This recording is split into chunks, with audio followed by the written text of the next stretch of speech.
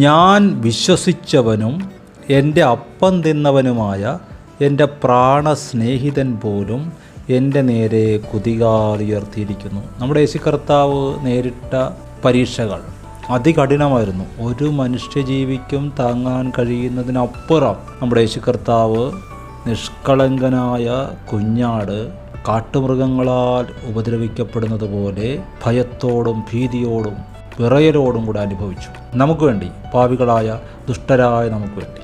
അതിൽ ഏറ്റവും വലിയ പീഡകളിൽ ഒന്നാണ് കൂട്ടത്തിൽ നിൽക്കുന്ന ഒരുത്തൻ പ്രാണനെപ്പോലെ സ്നേഹിച്ചവൻ ഒറ്റിക്കൊടുക്കുക എന്ന് പറഞ്ഞത്.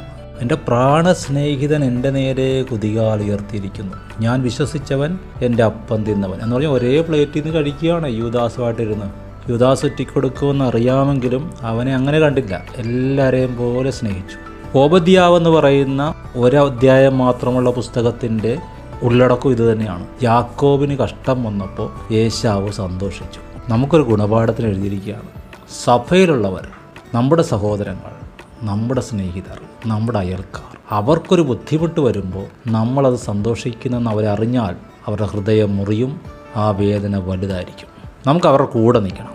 എന്തു ആയിക്കൊള്ളട്ടെ, എങ്ങനെ ആയിക്കോട്ടെ, കഷ്ടങ്ങളിൽ കൂടെ നിൽക്കണം, ആശ്വസിപ്പിക്കണം, ധൈര്യപ്പെടുത്തണം.